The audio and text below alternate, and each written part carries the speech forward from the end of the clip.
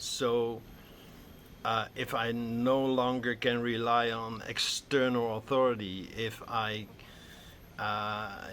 all the role models have fallen away, if I'm no longer distracted all the time, uh, how do I actually make decisions in life? Well, first, and I will slowly unpack this, first you have to realize that from a very young age, you've been conditioned, you've been trained, or as I call it, indoctrinated by society, by your parents, by school, by your friends, by belief systems,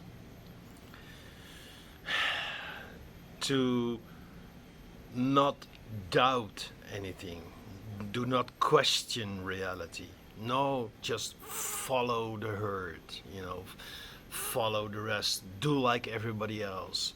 And yeah, at a very young age, they teach you to become something.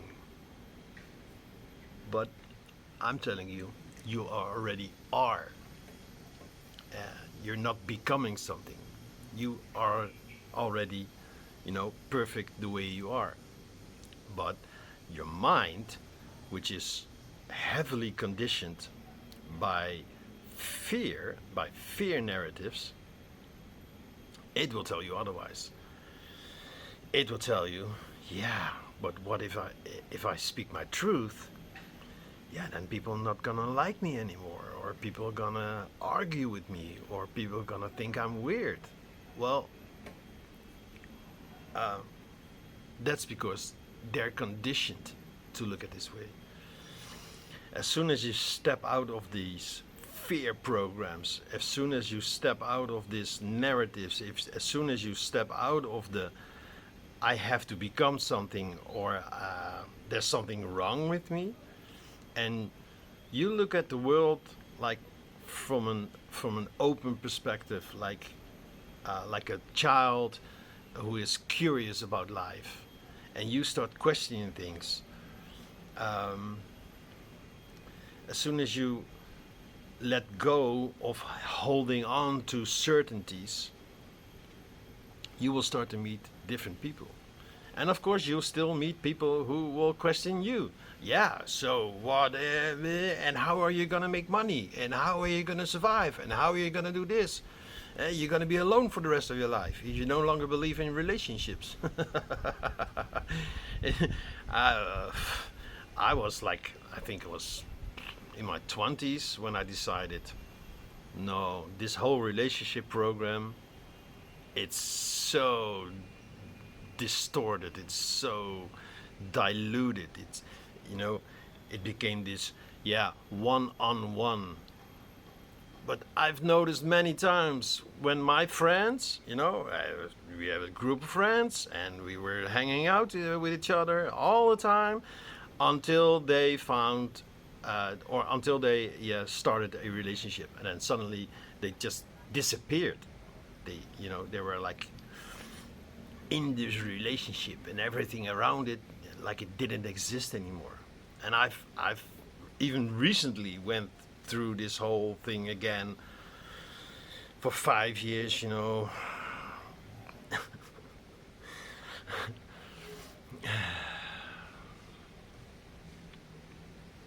I understand. I really understand why are we looking for this, because as soon as you leave your parents' house, you miss your mom or your dad or both, or those who took care of you. You miss this home feeling. But this home feeling is not, it's not external. It has nothing to do with external reality. You can feel at home anywhere. And I speak from experience. I mean, I've been homeless for 2 years. And even though that was difficult and hard at times, it was also a great adventure. And it taught me that home is not where the heart is. No, home is within the heart.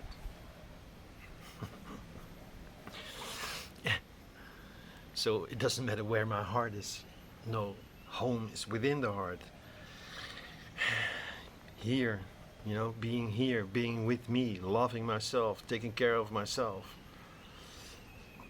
That made a huge difference. And yes, of course, it's so much nicer to have dinner together with someone, to travel together with someone, to maybe live together with someone.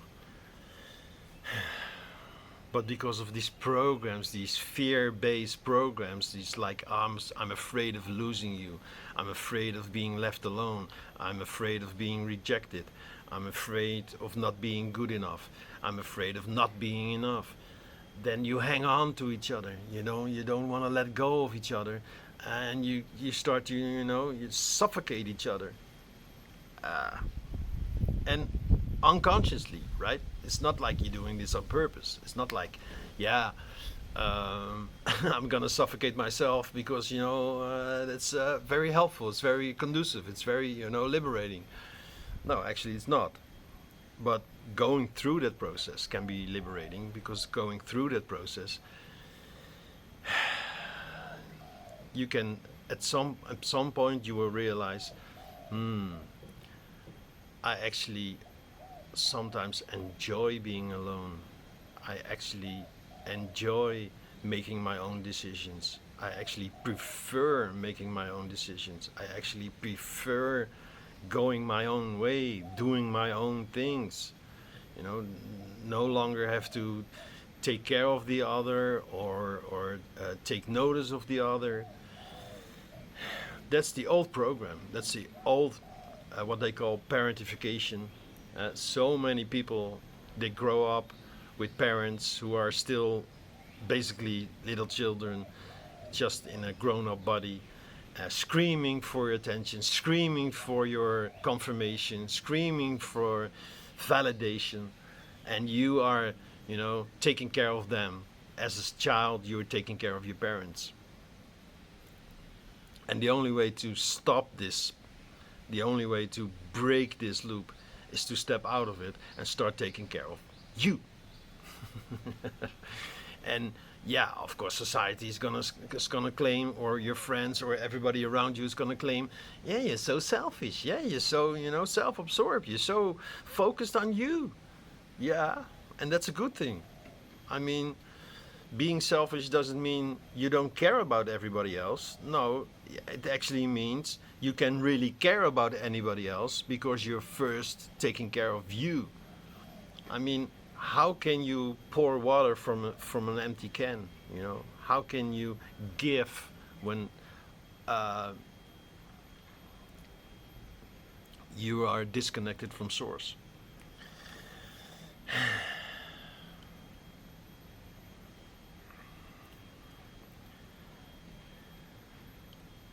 The thing most people struggle with, and me included, is that these fear-based narratives, they're strong.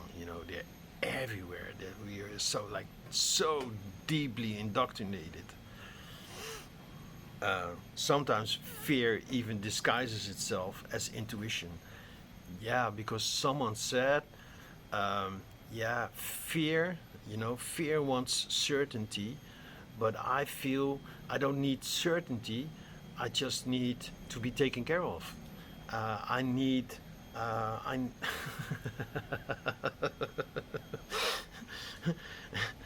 I need everybody to acknowledge me. I need someone who understands me.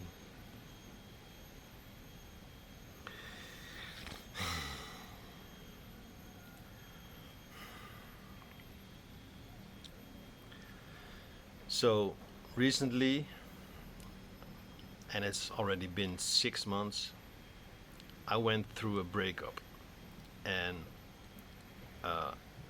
up till today, and yesterday it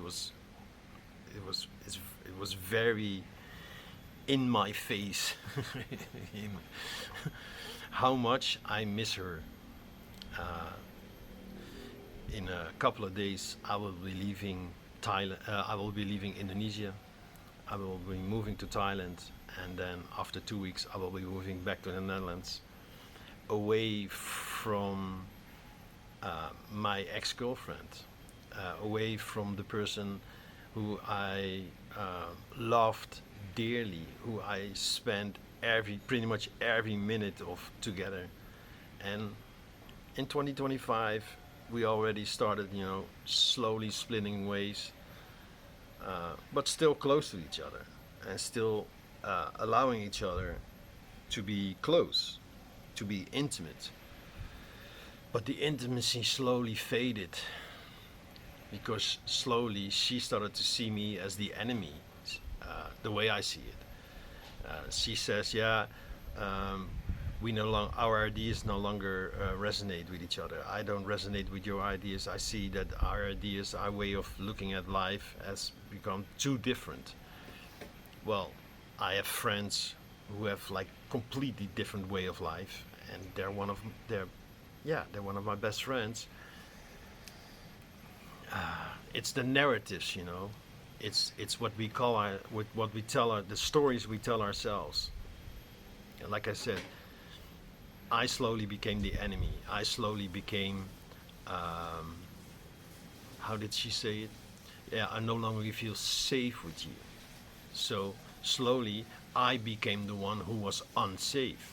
But that's the fear narrative. That's the fear narrative that's told her, yeah, I don't feel safe with him because of this. I don't feel safe with him because of that. No, you don't feel safe with you.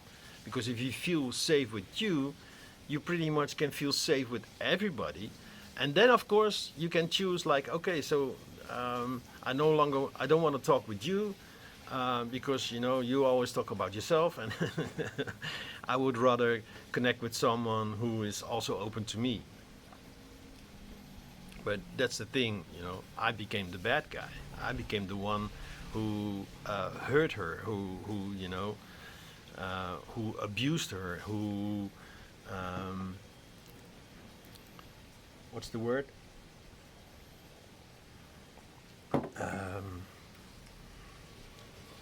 Betrayed her. I betrayed her trust.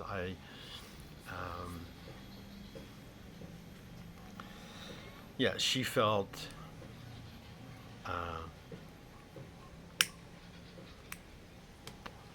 rejected. I'm looking for a single word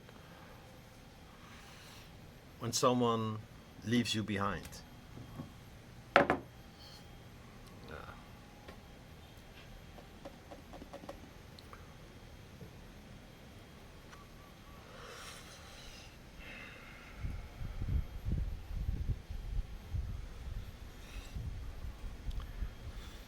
This is something we learn in our early childhood, when like a parent is not there for you while you are crying, while you are in desperate need, and they're not there for you, and you feel so alone. And I can imagine the situation, and it was back in December. I can truly understand how alone she felt the moment I said, I didn't say no, but I didn't say yes immediately. Like her whole world fell apart. Like, this guy, he's been here for 5 years. He's been there for me for 5 years. And lately I noticed he is not there for me all the time, like unconditionally. Like, no. And you know why? Because I started taking care of me again. I noticed how whenever I felt like I need to do something, I need to do this. Like I was at the moment I started in 23, I think. I started writing again. Yeah, of course, I was spending a lot of time on my computer writing, working on my website, working on something, working on me. And yeah,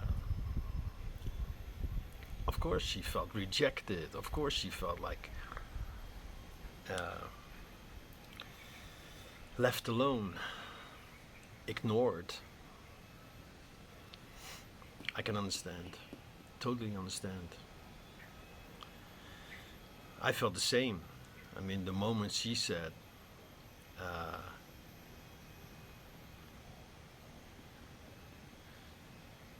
I was spending so much time on my computer, she said, "You revolve me, you disgust me.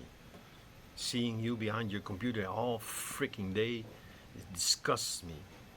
Whoa. I mean, that was painful to hear. Like, wait, I am trying to work out something with myself, and you're saying that I disgust you, my best freaking friend. Whoa, no, those were her traumas. I'm pretty sure that is the way I see it. It's her daddy issues. But yeah, you cannot force someone to look into this if they're not ready for this yet, if they disagree, if they cannot see this. uh, and maybe I'm wrong. I could be very wrong, but I just felt like, okay, I need to take care of me. And then, yeah, in January I started this channel, and I was like totally focused on this channel. And yeah, it was a great exploration for me. And so often there was like thoughts, did I do wrong? Did I make the wrong decisions? Is she right? Am I, treating her badly? No, no. Even while I was working on myself, I tried to be there for her as much as I could, still. And I felt like, yeah, you're demanding something from me. You're demanding my attention. You're demanding my love. You're demanding my unconditional presence. And I can no longer give you this because, I also need time for me. I need to work on me. I need me time. And yeah, I totally understand when you're like together for 5 years, like doing everything together, and suddenly, it's not suddenly, but at some point, the other one is not there for you all the time. Of course, you're going to be triggered, and traumas will come up. And especially when she was going through a really rough time, and I just couldn't anymore. It was too much for me, taking care of me and taking care of her. All right, so what did I do? Every time there's this negative feeling, this doubt. Did I do something wrong? Did I was I in the wrong? Um, I just sat with it. I just be with it, and I could clearly feel like these are low vibrations. These are, this doesn't resonate with me. This doesn't sound loving me. This doesn't sound expanding. This doesn't sound expansive. This doesn't sound like growth. No, that would actually mean me staying at the same place while she is growing. No, no, no, no, no. I was there all the time while she was growing. She was becoming better and better and better. But yeah, she went through difficult things, and in her experience, probably it only became worse. And that's when you go through traumas.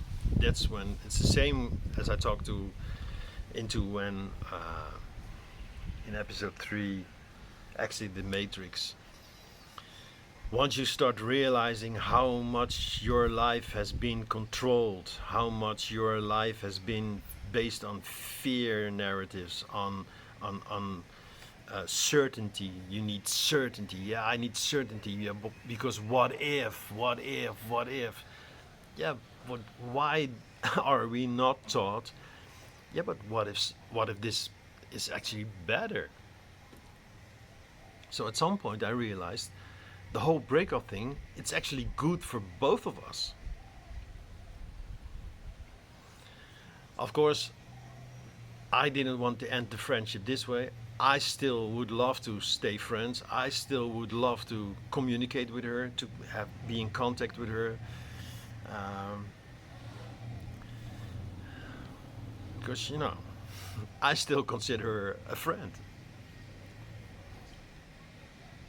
All right, I think that's enough.